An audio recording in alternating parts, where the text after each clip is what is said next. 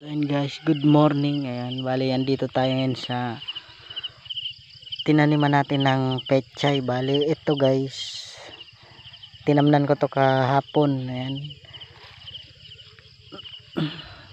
Ayan o, pechay. Dito sa kabilang plat na to guys. Sa kabilang plat naman mga alokbate yan. Tinanim ni Mrs. yan. Alokbate, meron sangig.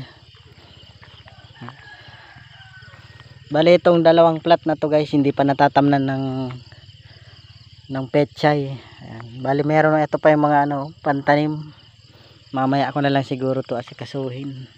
Maghatid pa kasi ako sa school ng estudyante.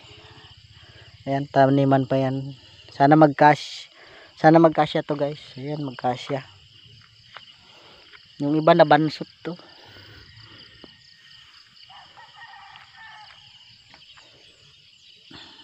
Itong na yan, nalinisan ko na yan, tanggal na yung mga damo dyan, papaararo na lang yan para mataniman okra o kaya balatong.